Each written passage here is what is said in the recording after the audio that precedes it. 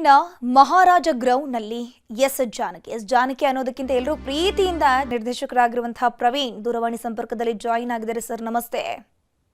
ನಮಸ್ತೆ. ಸಂಗೀತ ಲೋಕಕ್ಕೆ ಬರ ಸಿಡಿಲು ಬರದಂತೆ ಅಂದ್ರೆ ವಯೋಸಹಜ ಕಾಯಿಲೆಗಳು ಸಹಜ, ಆದ್ರೆ ಈಗಲೂ ಕೂಡ ನಮಗೆ ನಂಬೋಕೆ ಆಗ್ತಾ ಇಲ್ಲ ಇಷ್ಟು ಬೇಗ ಅವ್ರು ಹೋಗಬಾರ್ದಿತ್ತು ಅಂತ.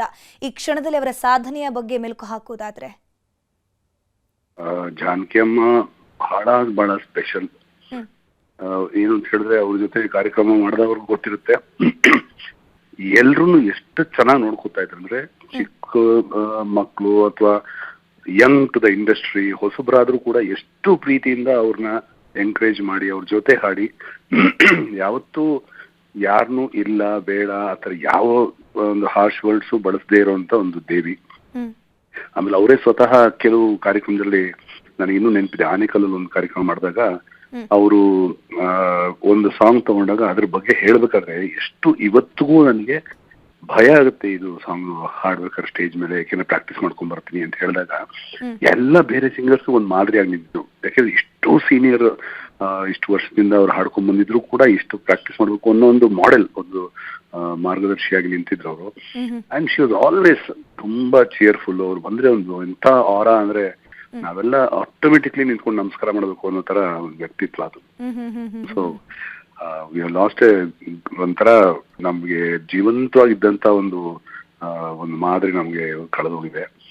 ನಮ್ಮ ಮನಸ್ಸಿನಲ್ಲಿ ಎಲ್ರಿಗೂ ಅವರು ಒಂಥರ ಅವ್ರು ಯಾವತ್ತೂ ನಮ್ಮ ಮನಸ್ಸಿಂದಂತೂ ಹೋಗೋದಕ್ಕಾಗಲ್ಲ. She will live eternally with in all of us. ಎಲ್ರ ಮನಸ್ಸಿನಲ್ಲೂ ಇರ್ತಾರೆ. ಆದ್ರೆ ಅವ್ರು ಈ ಜನ್ಮದಲ್ಲಿ ಈ ಒಂದು ದೇಹ ಅವ್ರು ನಮ್ಮ ಜೊತೆ ಇಲ್ಲ ಅನ್ನೋದಷ್ಟೇ ಇರೋದು. ಅವರು ನೋವಿನಲ್ಲಿದ್ರು ಸುಮಾರು ಅಂತ ಕೇಳಿಸ್ಕೊಂಡೆ. So that was one thing ನಮ್ಗೆ ತುಂಬಾ ಬೇಜಾರಿತ್ತು. But we have lost a great soul. ಸುಮಾರು ವರ್ಷಗಳಿಂದ ಸಂಗೀತ ಜರ್ನಿಯಲ್ಲಿ ನೀವು ಕೂಡ ಇರುವಂಥದ್ದು. ಸೊ ನಿಮ್ಮ ಮೊದಲ ಭೇಟಿ ಜಾನಕಮ್ಮನ ಜೊತೆ ಯಾವಾಗ ಆಗಿತ್ತು, ಮತ್ತೆ ಮೊದಲ ಭೇಟಿಯಲ್ಲಿ ನಿಮ್ಗೆ ಮೊದಲು ಇಷ್ಟ ಆದಂತಹ ಒಂದು ಅಂಶ ಅವರಲ್ಲಿ ಯಾವ್ದಾಗಿತ್ತು ಅಂತ?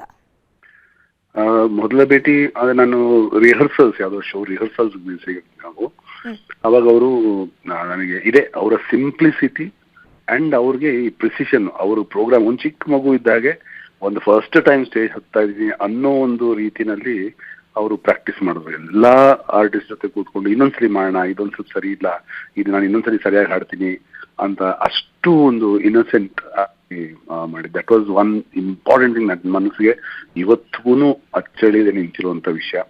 The child like innocence and enthusiasm and any song ಅವ್ರು ಏನೋ ಹಾಡ್ಬೇಕಾದ್ರೆ ಮೊದಲನೇ ಸಲ ಪ್ರಸ್ತುತಪಡಿಸ್ತಾ ಇದೀನಿ. ಆಮೇಲೆ ಅವ್ರಿಗೆ ಅದೊಂದಿತ್ತು, ಜನ ನನಗೋಸ್ಕರ ಅಷ್ಟು ಪ್ರೀತಿಯಿಂದ ಬಂದಿದ್ದಾರೆ, ಅವ್ರಿಗೆ ಐ ಶುಡ್ಂಟ್ ಅವ್ರಿಗೇನು ಕಮ್ಮಿ ಕೊಡಬಾರ್ದು, ಪೂರ್ತಿ ಪ್ರಮಾಣದಲ್ಲಿ ಒಳ್ಳೆ ಊಟನೇ ಬಡಿಸ್ಬೇಕು ಅಂತ. ಸೊ ಅದು ಕೂಡ ಅವ್ರು ಹೇಳಿದ್ರು. ಯಾವಾಗ ಅವ್ರಿಗೆ she felt with in that ಅವ್ರು ನಾನು ಕಂಪ್ಲೀಟ್ ನನ್ನ ಪೂರ್ತಿ ಪ್ರಮಾಣದಲ್ಲಿ ನಾನು ಪರ್ಫಾರ್ಮ್ ಮಾಡಕ್ ಆಗಲ್ಲ ಅಂದಾಗ ಅವ್ರು ಪರ್ಫಾರ್ಮೆನ್ಸ್ ನಿಲ್ಸ್ಬಿಟ್ರು. ಶಿ ಸೆಡ್ ನಾನು I don't want to do any half, ಇದು ಕೊಟ್ರೆ ಪೂರ್ತಿ ಪ್ರಮಾಣದಲ್ಲಿ ಕೊಡಬೇಕು. ಅಂಡ್ ಎವ್ರಿಬಡಿ ನನಗೋಸ್ಕರ ಪ್ರೀತಿಯಿಂದ ಬಂದ್ರೆ ಅವ್ರಿಗೆ ಪೂರ್ತಿ ಪ್ರಮಾಣದಲ್ಲಿ ನಾನು ಕೊಡ್ಲೇಬೇಕು, ನನ್ನ ಕಲೆನ ಸರ್ವ್ ಮಾಡ್ಲೇಬೇಕು ಅಂತ. So that was my first interaction rehearsal ನಲ್ಲಿ. ಅಂಡ್ ಅದನ್ನ ಮರೆಯೋದಕ್ಕೆ ಆಗೋದೇ ಇಲ್ಲ. ವಾಟ್ ಮೇಕ್ಸ್ ಎ ಲೆಜೆಂಡ್ ಅನ್ನೋದು ಅವ್ರು ನೋಡಿದ್ರೆ ಗೊತ್ತಾಗ್ಬಿಡುತ್ತೆ. ಹೌದು, ನೀವು ಸಂಗೀತ ನಿರ್ದೇಶಕರಾಗಿ ಸಾಕಷ್ಟು ಹೊಸ ಗಾಯಕಿಯರನ್ನು ನೋಡಿದ್ದೀರಾ, ಹಿರಿಯರನ್ನು ಕೂಡ ನೋಡಿದ್ದೀರಾ.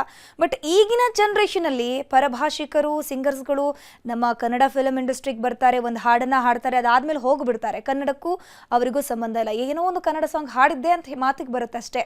ಬಟ್ ಇವರು ಹಂಗಿರ್ಲಿಲ್ಲ. ಅಂದ್ರೆ ಕನ್ನಡದ ಹಾಡುಗಳನ್ನ ಹಾಡಬೇಕು ಅಂತಂದ್ರೆ ಮೊದಲಿಗೆ ನಾನು ಕನ್ನಡ ಕಲಿಬೇಕು ಅಂತ ನಿರ್ಧಾರವನ್ನ ಮಾಡ್ಕೊಂಡಿದ್ರಂತೆ. ಅದು ನಿಜವಾಗ್ಲೂ ಗ್ರೇಟ್ ಅಲ್ವಾ ಈಗಿನ ಜನರೇಷನ್ಗೆ ಕಂಪೇರ್ ಮಾಡಿದ್ರೆ? ಇಲ್ಲ, ಕಷ್ಟ. ಅಂದ್ರೆ ನಾವು ಆಕ್ಚುಲಿ ಕಂಪೇರ್ ಮಾಡಬಾರ್ದು, ಇಟ್ಸ್ ನಾಟ್ ರೈಟ್. ಬಿಕಾಸ್ ಅವರು ಜಾನಕಿ ಅಮ್ಮ ಹಾಡ್ತಾ ಇದ್ದಂತ ಟೈಮ್ ನಲ್ಲಿ ಪ್ಲೇ ಬ್ಯಾಕ್ ಸಿಂಗರ್ಸ್ ಅಂತ ಲೆಕ್ಕ ಎಣಿಸೋ ಅಷ್ಟು ಜನ ಮಾತ್ರ ಇದ್ದಿದ್ದು. ಇವಾಗ ಲೆಕ್ಕವಿಲ್ಲದಷ್ಟಿದ್ದಾರೆ ಅಂಡ್ ಅಷ್ಟು ಟ್ಯಾಲೆಂಟೆಡ್ ಜನ. Because the world has become very small, ಟೆಕ್ನಾಲಜಿಯಿಂದ ಅಷ್ಟು ಜನ ಹೊರಗೆ ಬರ್ತಾ ಇದ್ದಾರೆ. ಬಟ್ ಇವರು ಯಾರು ಈ ಬೆಳ್ಳೆಡಿಕೆ ಎಷ್ಟಿದ್ರಲ್ಲ, ಅವ್ರು ಸಿಕ್ಕಾಪಟ್ಟೆ ಸಾಧನೆ ಮಾಡಬೇಕಾಗಿತ್ತು. ಅವರು ಒಂದು ಸಾಂಗ್ ನಿಲ್ಬೇಕು ಅಂದ್ರೆ ಆಗಿನ ಸಂಗೀತ ನಿರ್ದೇಶಕರು ಅಷ್ಟೇ, ಆಗಿನ ಜನ ಕೂಡ ಅವರ ಎಕ್ಸ್ಪೆಕ್ಟೇಷನ್ ಕೂಡ ಆ ಲೆವೆಲ್ಗೆ ಇತ್ತು. ಈ ತರ ಸಾಂಗ್ ಬರಬೇಕು ಅಂತ ಕೇಳೋಂಥವ್ರು. ಈಗ ಸ್ವಲ್ಪ ಡೈಲ್ಯೂಟ್ ಆಗಿದೆ. ಅಂದ್ರೆ ಈವನ್ ಎಕ್ಸ್ಪೆಕ್ಟೇಷನ್ ಕೂಡ ಡೈಲ್ಯೂಟ್ ಆಗಿರೋದ್ರಿಂದ ಈ ನಿರ್ದೇಶಕರು ಅಷ್ಟೇ ಕೊಡ್ತಾರೆ, ಯಾಕಂದ್ರೆ ಕಮರ್ಷಿಯಲಿ ಸಕ್ಸಸ್ ಆಗ್ಬೇಕು ಅಂತ, ಗಾಯಕರು ಅಷ್ಟರಲ್ಲೇ ನಿಲ್ತಾರೆ. ಬಟ್ ಆಯಾ ಕಾಲಕ್ಕೆ ನೋಡಿದ್ರೆ ಹ್ಮ್ ಜಾನಕಿ ಅಮ್ಮ ಅವ್ರ ಕಾಲಕ್ಕೆ ತುಂಬಾ ಕಷ್ಟಪಟ್ರು, ಇವತ್ತಿನ ಸಂಗೀತಗಾರರು ಗಾಯಕರು ಅಷ್ಟೇ ಕಷ್ಟಪಡ್ತಾರೆ. ಇವಾಗ actually we have gone beyond the language barrier. Hmm ಯಾಕೆಂದ್ರೆ ಇವಾಗ ಜಗತ್ತು ಮುಂಚಿನಷ್ಟು ದೊಡ್ಡದಾಗಿಲ್ಲ ಈ ಟೆಕ್ನಾಲಜಿ ಬಂದಾಗಿಂದ. Hmm so I won't really compare ಅವ್ರದ್ದು ಇವ್ರದ್ದು, ಹ್ಮ್ ಬಟ್ ಅವರೆಲ್ಲ ಲೆಜೆಂಡ್ಸ್. ಬಾಲು ಸರ್ ಆಗಿರ್ಬೋದು, ಜಾನಕಿ ಅಮ್ಮ ಆಗಿರ್ಬೋದು, ವಾಣಿಜ್ಯರಾಮ್ ಅವರು ಆಗಿರ್ಬೋದು, ಅವ್ರ ಕಾಲದಲ್ಲಿ ಎಷ್ಟು ಕಷ್ಟಪಟ್ಟಿದ್ದಾರೆ. ಅವರೆಲ್ಲ ನಮಗೆ ದಾರಿದೀಪಗಳಾಗಿ ನಿಂತಿದ್ದಾರೆ. ಹೌದು ಅಂಡ್ ಹೌದು ನೋಬಡಿ ಕ್ಯಾನ್. ಆಗಿನ ಕಾಲದಲ್ಲಿ ಹೆಂಗಿತ್ತು ನಾವು ಹೇಳಕ್ಕೆ ಆಗಲ್ಲ. Hmm it's a very different world we are living. ಮತ್ತೆ ಸಂಗೀತದಲ್ಲಿ ದಿಗ್ಗಜರು SPB ಇರ್ಬೋದು, ನಮ್ಮ ಅಣ್ಣವ್ರು ಇರ್ಬೋದು, ಇಳೆಯರಾಜ ಇರಬಹುದು, ಇವ್ರ ಜೊತೆ ಕೆಲಸ ಮಾಡಿದ್ದಾರೆ ಅಂತಂದ್ರೆ ಅವ್ರಿಗೂ ಕೂಡ ನಾನು ಕಮ್ಮಿ ಇಲ್ಲ ಅನ್ನೋ ರೀತಿನೇ. ಯಾಕಂದ್ರೆ ಪ್ರತಿಯೊಬ್ಬರು ಕೂಡ ಆಗಿನ ಕಾಲದಲ್ಲಿ 90s ಅಲ್ಲೆಲ್ಲ ನಮಗೆ ಜಾನಕಮ್ಮ ಇದ್ರೆ ಸಾಕು, ನಮಗೆ ಏನು ಟೆನ್ಷನ್ ಬೇಡ, ಪದ ಬಳಕೆ ಎಷ್ಟು ಈಸಿಯಾಗಿ ಅವ್ರು ಮಾಡ್ತಾರೆ ಅಂತಂದ್ರೆ ಲ್ಯಾಂಗ್ವೇಜ್ ಬ್ಯಾರಿಯರ್ ಏನು ಕೂಡ ಪ್ರಾಬ್ಲಮ್ ಆಗೋದಿಲ್ಲ ಅಂತ ಅನ್ಕೊಳ್ತಾ ಇದ್ರು. ಮತ್ತೆ ನೀವು ಕೂಡ ಸಂಗೀತ ನಿರ್ದೇಶಕ. ಇಳೆಯರಾಜ ವಿಚಾರಕ್ಕೆ ಬರೋದಾದ್ರೆ ಇಲ್ಲಿ ಸಾಕಷ್ಟು ಶಿಸ್ತುಬದ್ಧ ಜೀವಿ ಅವರು ಬರೋಬ್ಬರಿ 27 ಸರ್ತಿ ಒಂದು ಹಾಡನ್ನ ಜಾನಕಮ್ಮನ ಕೈಯಲ್ಲಿ ಹಾಡಿಸಿದ್ರಂತೆ. ಬಟ್ ಅವು ಯಾವತ್ತೂ ಕೂಡ ಇಲ್ಲ ನಂಗಾಗಲ್ಲ, ನಂಗೆ ಸುಸ್ತಾಗ್ತಿದೆ ಅಂತ ಹೇಳ್ದವ್ರಲ್ಲ ಅಂತೆ. ಅದು ಈಗಿನ ಕಾಲದಲ್ಲಿ ಸಾಧ್ಯನಾ ಹಾಗೆ ಅಂತ? ಅದು ಆ ಪ್ಯಾಷನ್ನೇ ಬೇರೆ. ಇವಾಗ ಮೇ ಬಿ ಈಗಿನ ಕಾಲದ ಗಾಯಕರು ಕೂಡ ಇಳೆಯರಾಜ ಅವರು 30 ಸಲ ಹಾಡಿ ಅಂದ್ರೆ ಹಾಡ್ತಾರೆ. ಬಿಕಾಸ್ ದೇವ್ರ ಸಮಾನ ಇಳೆಯರಾಜ ಅಂತ ಹೇಳಿದ್ರೆ. ಸೊ ಅವ್ರು ಕೇಳಿದ್ರೆ ಹಾಡಲ್ಲ ಅಂತ ಹೇಳಕ್ ಸಾಧ್ಯನೇ ಇಲ್ಲ. ಅವ್ರು ಹಾಡಿ ಅಂತ ಹೇಳಿದ್ರೆ ಅದಕ್ಕೊಂದು ಕಾರಣ ಇರುತ್ತೆ ಅಂತ ಎಲ್ರಿಗೂ ಗೊತ್ತಿರುತ್ತೆ. ಇವಾಗ ಯಾರೋ ಸುಮ್ನೆ 27 ಸಲ ಹಾಡಿ ಅಂತ ಹೇಳೋದಲ್ವಲ್ಲ ಅದು. For a particular production. ಯಾಕೆಂದ್ರೆ ಯಾವುದೇ ಕಲಾಕೃತಿ, ಒಂದು ಗೀತೆ ಇರ್ಬೋದು, ಒಂದು ಏನೇ ಇರ್ಬೋದು, that is more important than any artist. So Ilaiyaraaja ಅಂತವ್ರು ಆ ಕಲಾಕೃತಿ ಆ ಲೆವೆಲ್ ನಿಲ್ಲಿಸ್ಬೇಕು ಅಂತ ಕಷ್ಟಪಟ್ಟಿದ್ದಾರೆ. So I am sure nobody would have.